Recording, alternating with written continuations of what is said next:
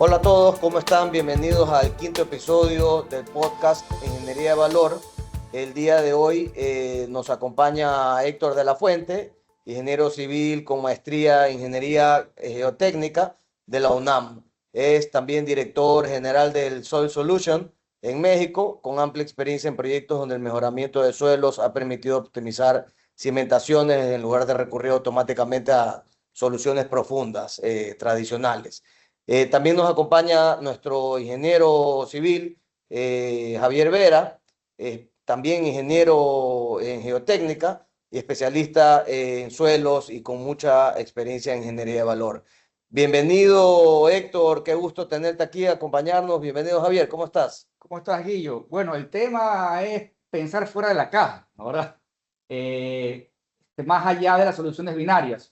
Entonces, yo creo que va a ser un tema muy interesante y que todos estamos con una persona que maneja los dos mundos, el tema comercial y el tema técnico. Así que, Héctor, un abrazo a la distancia y te damos paso para que des el saludo. Javier, gracias. Guillermo, gracias. Antes que nada, felicitarlos por este emprendimiento.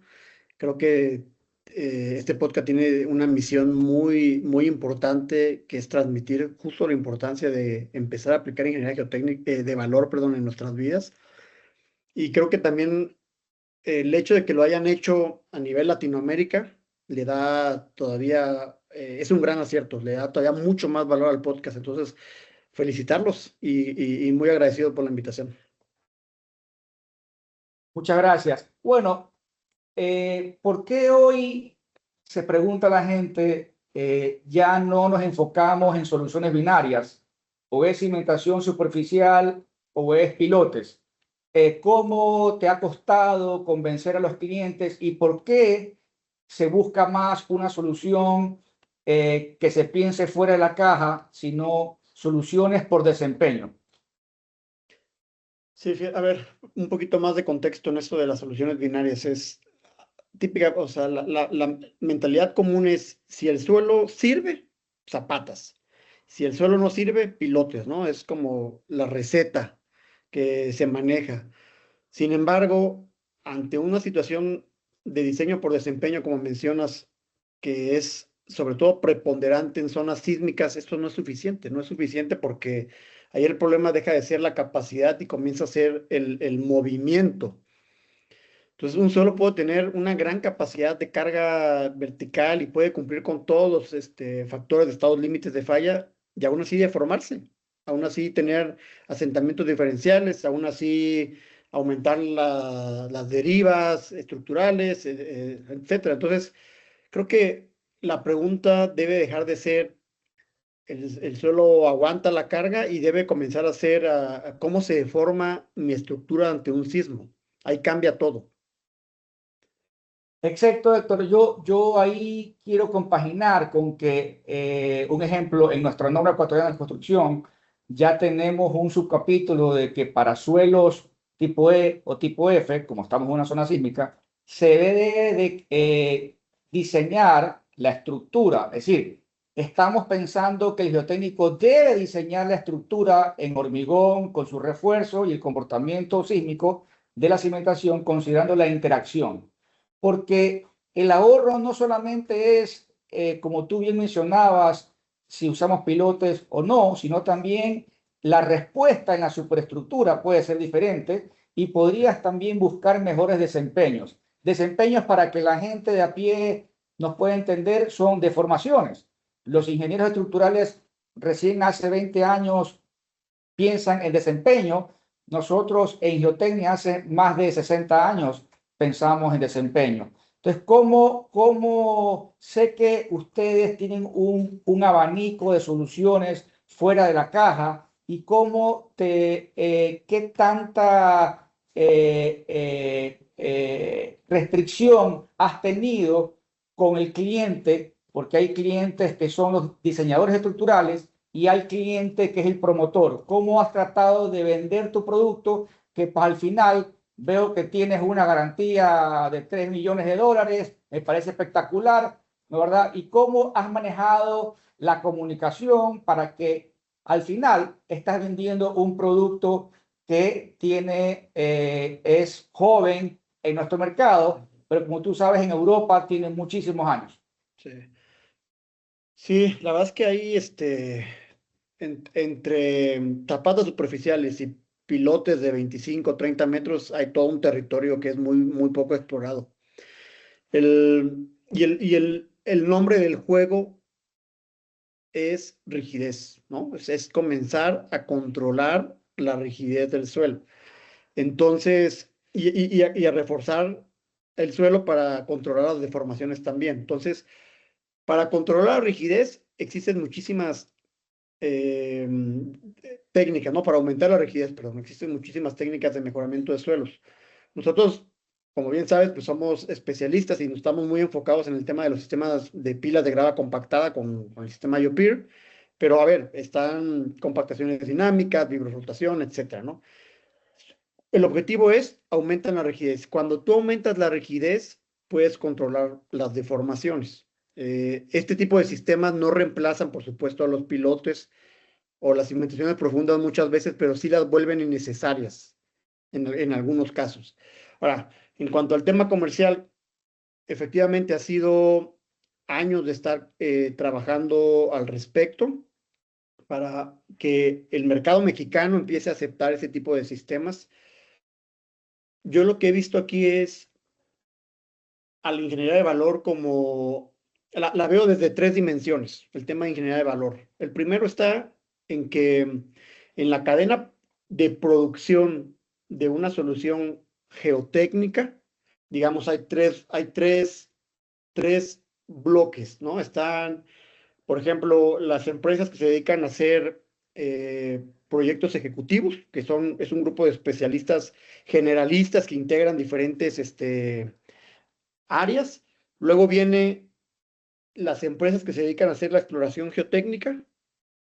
Y en México todavía muchas veces se pasa directo a la empresa que construye la cimentación o la solución geotécnica. El problema está en la mitad. Estas empresas que hacen el mejoramiento del suelo, em, muchas veces o sea, por el mismo modelo de negocio, su enfoque está en hacer exploración. Así es como ganan dinero.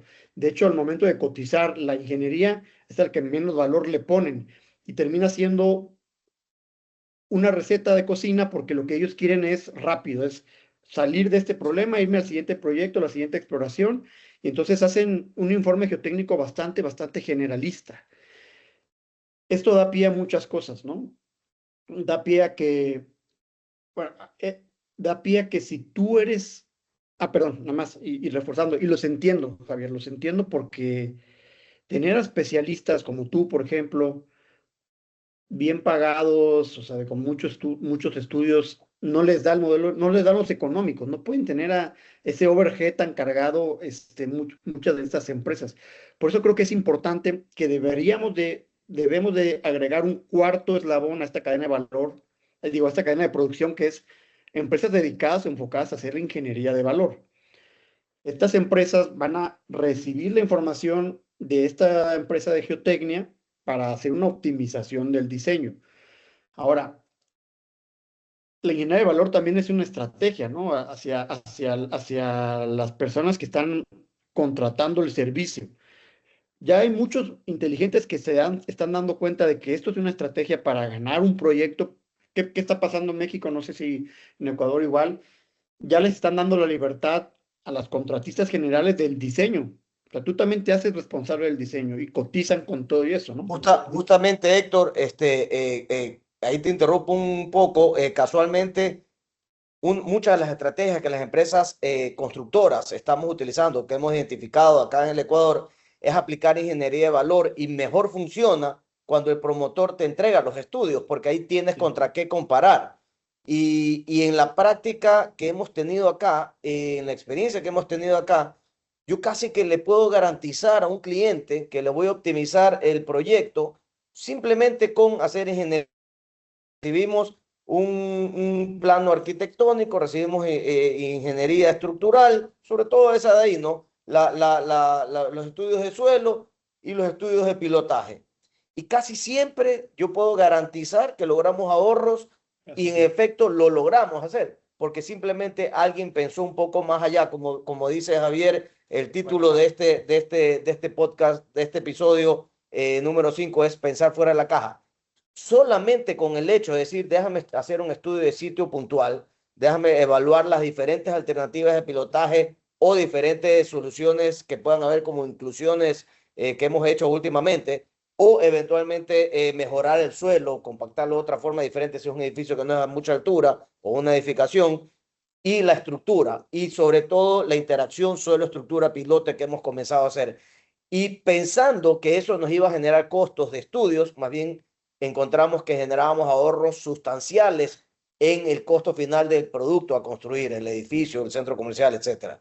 Entonces, es increíble que se lo logre hacer y interesante, ¿no? ¿Y cómo Sí. ves tú que esa forma de pensar también en México ya hace algunos años está cambiando?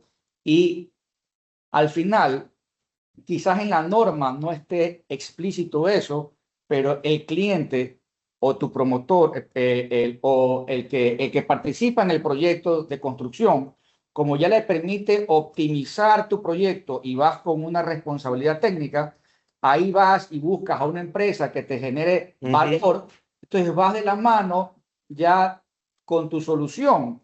Y eso es lo que justamente queremos incentivar en este podcast, de que la industria comprenda que trabajar desde el comienzo en la etapa precontractual, en rediseñar o optimizar o meterle más ingeniería, pero para eso, como tú bien dices, hay varios tipos de eslabones, o buscar una empresa que tenga todos los eslabones y que busque una solución. A veces, Esos son los EPCs, los exactamente, Engineering, Procurement and Construction. Sí. No exacto. sé en México qué tan comunes son. Aquí son pocos, se están comenzando a implementar. En Estados Unidos prácticamente es así, ¿no? Sí, aquí también pocos, hay pocas empresas que ya lo están implementando y justo para proyectos de inversión extranjera, ¿no? O sea, ya traen este chip, entonces así se los piden. Y, y yo creo que, Javier, Guillermo, el día en que los contratistas generales o los inversionistas entiendan que esto es una estrategia para ellos, que les va a dar el gane, a medida que más vayan interiorizando esto, más se va a practicar, estoy seguro. Y creo que el problema de por qué no se hace tanto es justo porque no está el eslabón en la cadena de valor. O sea, también, yo sé que en estructuras ya está, en estructuras ya hay integraron el eslabón del revisor, pero en geotecnia todavía eso no está. Tú Y sabes, tú bueno, sabes, Héctor, y aprovechando que tengo aquí pues a dos ingenieros en geotecnia, hace años nosotros tuvimos un proyecto que no era de edificaciones, era construcción de villas horizontales, y compramos un terreno que la mitad venía rellenado, la otra mitad la rellenamos, seguimos las buenas prácticas de relleno, pero después de años de haber construido las casas, porque era un grupo de viviendas cerca de la playa, nos dimos cuenta que habíamos construido sobre suelos expansivos. O sea, la casa, el relleno que nos entregaron fueron en suelos expansivos. Todos los años las paredes de esas casas se nos fisuraban y no entendíamos qué sucedía, y era que el suelo se expandía y se contraía en función de las lluvias y otros. La solución, ¿sabes cuál terminó siendo? Inyectar cal. Claro, Al, sí, a- Dentro de cada villa hicimos huequitos, inyectamos cal, nunca más tuvimos el problema. Entonces, qué importante es entender el suelo y las soluciones que puedas tener ante un problema, incluso con una edificación ya construida ahí, ¿no? es que mira, totalmente. hay tres formas de atacar esto que pueden ser al mismo tiempo o independientes. O sea, uno es una buena exploración. Tú te pudiste haber ahorrado mucho dinero simplemente sabiendo que el suelo era expansivo con una buena exploración. Esos suelos expansivos son muy engañosos porque nuevamente te vas a la capacidad de carga, son durísimos, normalmente son durísimos. Entonces tú dices, no, pues aquí le pongo lo que sea, pero no tomaste en cuenta los movimientos, ¿no? Otra forma es haciendo un diseño muy detallado, ¿no? A ver, diseñar pilotes, o pilas o zapatas es lo más fácil, lo complicado es toda la gama intermedia, ¿no? Entonces, por eso es que típicamente los informes vienen con pilas o pilotes o zapatas, porque es súper fácil de diseñar.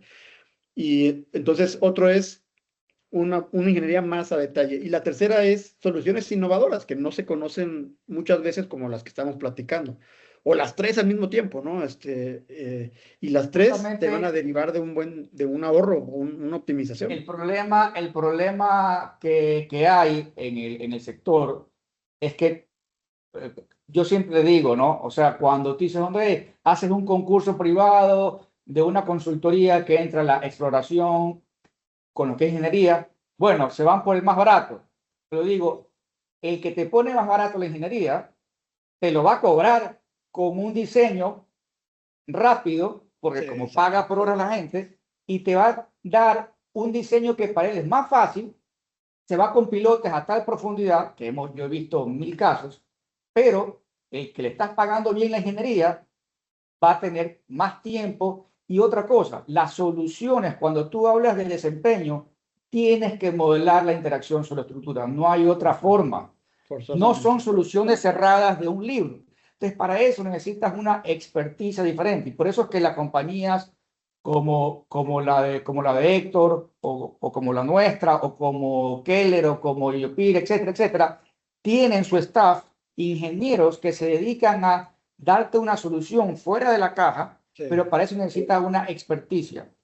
Obviamente, no puedes tener un staff tan fuerte si es que no haces obras, ¿no? Claro, tienes que tener continuidad. Entonces, eso es algo que ya en los Estados Unidos se está viendo mucho, y sobre todo algo que la gente no se da cuenta, por lo menos aquí en el país, es que es una exigencia de la norma ecuatoriana de construcción que se diseñe con interacción suelo-estructura en solo tipo E y solo tipo I. Y yo creo que el despacho de geotecnia tiene que venir con el diseño estructural, porque a veces pasa que uno hace un análisis muy detallado de la geotecnia y viene el ingeniero estructural y simplemente le pone hierro igualito a todos Sí, lados y pierdes todo el beneficio de todo el trabajo que haces.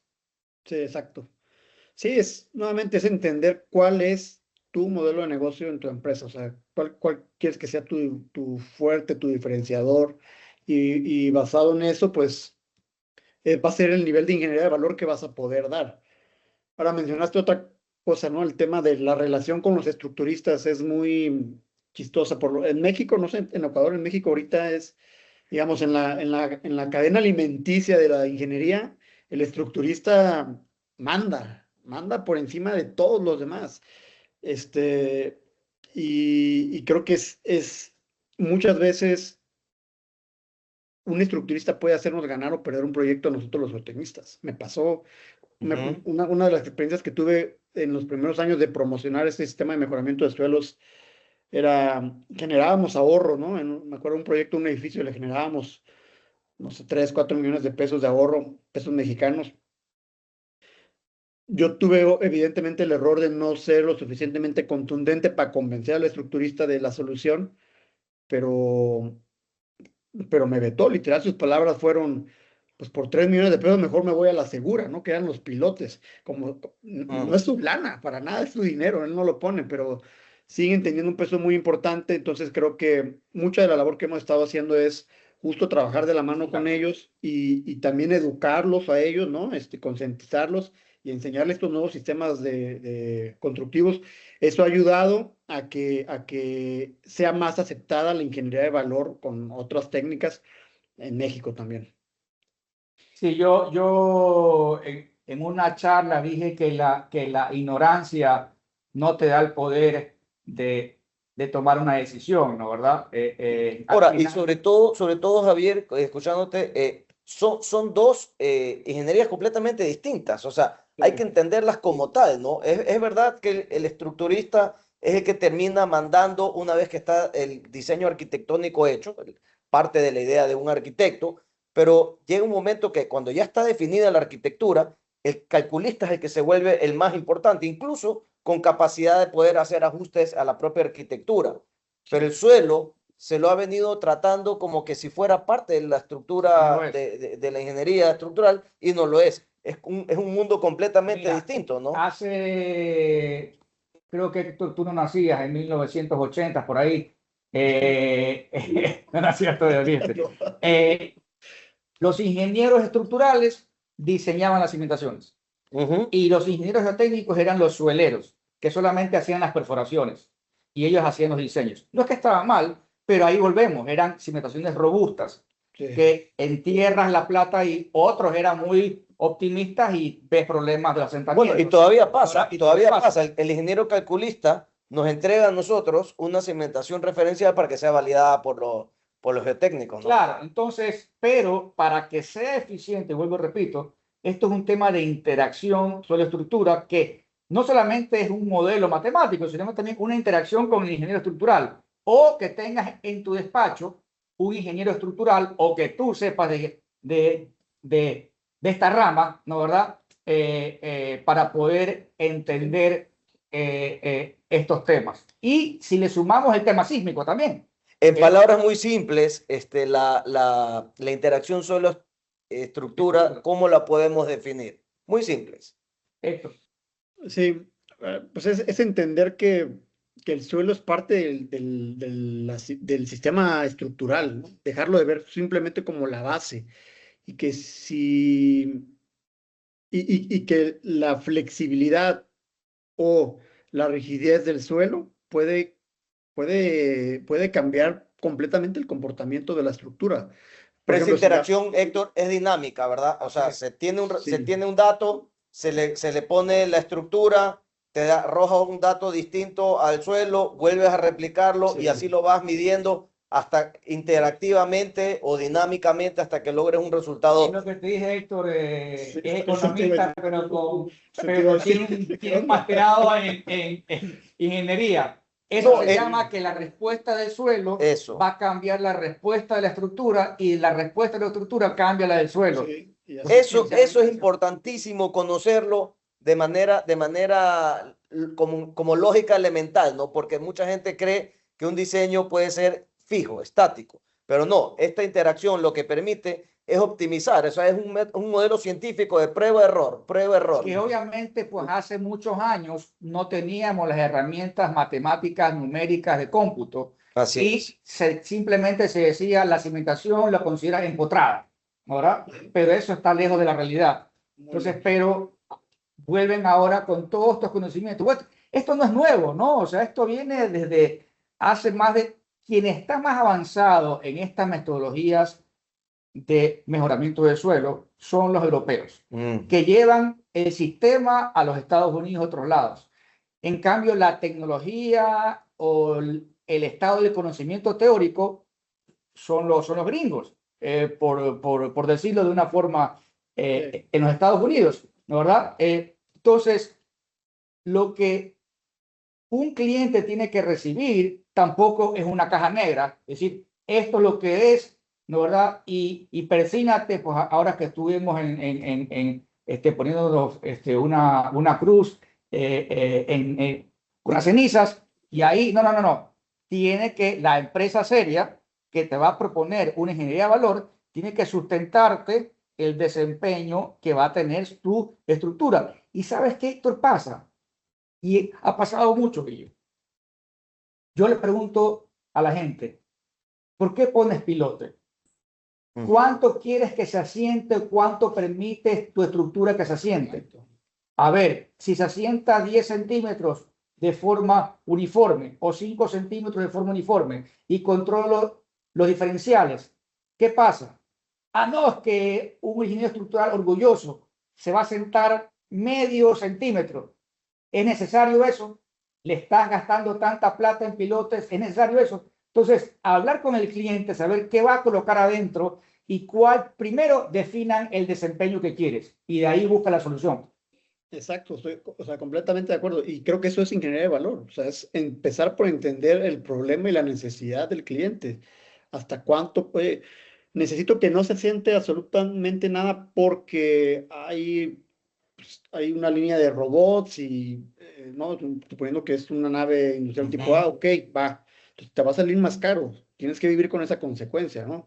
este, o convencer al cliente de que si se hunden 10 centímetros, 20 centímetros de manera uniforme, vas a estar bien y te vas a ahorrar un chorro de plata. Eso es ingeniería de valor, eso es ingeniería de valor. O sea, diseñar para una situación y vivir con la consecuencia de esa situación de manera consciente, sabiendo que el costo-beneficio de esa consecuencia es considerable, ¿no? Tener presente eso. Entonces, sí, ¿cuál es tu recomendación? Tú sabes que, perdón, antes de entrar a la recomendación final de Héctor, años atrás, ahorita con lo que ustedes dicen, cuando yo recién entraba en la compañía, todos los meses teníamos que medir el asentamiento de un edificio que habíamos construido. Yo no entendía por qué. Y cuando pregunto, era que lo habían diseñado para que intencionalmente se asiente, me parece que 30 centímetros. Pero todo el edificio estaba diseñado de esa forma, de tal forma que estaban esperando que llegue el asentamiento y los escalones estaban diseñados para que llegue a ese nivel. Entonces, finalmente se terminó asentando, me parece, me voy a inventar la cifra, 35 centímetros en lugar de 30, pero lo fueron midiendo, lo fueron controlando. El edificio construido con gente viviendo y ya operativo. Entonces, desde el inicio, en función del desempeño que el cliente quería y en la inversión que quería realizar, se prestó esta solución. Y estoy hablando que esto aquí fue cerca de 28 años atrás y ya existía una ingeniería de valor que se hacía aquí. Entonces, bueno, en ese caso, porque José Maquiavelo entiende sobre construcción y sobre ingeniería estructural y suelos. Si es que no tienes un constructor que entienda de ingeniería civil, suelos y eso, le estás hablando en chino. Exacto. Y no va a querer tomar esa responsabilidad y dice, no, esto de aquí no, vamos con pilote, ¿no? Y entonces es un poco como tú dices, Héctor, buscarte a los clientes que conozcan primero el tema, explicarles, enseñarles, exacto, tener esa cultura de la ingeniería de valor. Sí, y fíjate, México todavía eso cada vez es más fácil porque el reglamento de la Ciudad de México, que es el que rige a todo el país en general, sí te acepta asentamientos pues bastante considerables, ¿no? ¿Por qué? Pues porque tú lo sabes muy bien, Javier, no sé si tú sabías, Guillermo, pero el suelo de la Ciudad de México es de los peores del mundo, ¿no? Está desplantada sobre un lago, sobre un lago, sí, increíble eso de ahí. Se hunde una locura, entonces el mismo reglamento te dice, bueno, ok, en estas zonas te puedes hundir hasta 30 centímetros, o sea, entonces, bueno, está un poquito más fácil en ese sentido. Siempre y cuando busquemos el desempeño, ¿qué significa? Que no tengas asentamientos diferenciales y que no generen distorsiones que te rompan las paredes, etcétera. Héctor, para cerrar, porque el tiempo es corto y ha sido una charla muy buena, ¿cuál es tu recomendación para la gente que está buscando optimizar sin estar del lado de la inseguridad? ¿Cuál sería tu recomendación final? No diseñen solo por capacidad, diseñen también por deformación. Piensen en desempeño, en costo-beneficio y usen a la ingeniería de valor como una estrategia. O sea, les va a hacer ganar proyectos, les va a ayudar a ahorrar dinero en caso de que seas el inversionista principal. Cada centavo invertido en una exploración más completa o en una ingeniería más detallada con un especialista va a ser un ahorro sustancial. Y por último, también decirles que hay toda una gama de soluciones más allá de las cimentaciones profundas que te pueden ayudar a ahorrar mucho dinero. No necesariamente son malas, o sea, bien diseñadas te pueden ayudar. No sustituyen a los pilotes, pero los vuelven innecesarios muchas veces. Esas serían mis recomendaciones, Javier. Muchas gracias, Héctor, y te mando un abrazo a la distancia. Sí, Héctor, que creo, Javier, Héctor, ha sido otro episodio extraordinario. La experiencia que tienes, sobre todo siendo contratista también en el sector, que implemente ingeniería de valor, es lo que buscamos aquí con este podcast. Así que, estimados amigos, otro episodio más de la ingeniería de valor en la Academia de la Construcción, que lo que busca acelerar es la curva de aprendizaje, precisamente uniendo la teoría con la práctica. Así que nos quedan muchas lecciones, interesantísimo entender que toda inversión tiene un riesgo y un retorno que medir. Normalmente reduces el riesgo cuando logras hacer estudios y conocer un poco más del producto que vas a diseñar. Así que muchísimas gracias, Héctor, muchísimas gracias, Javier. Saludos a todos, un abrazo. Hasta luego, chao.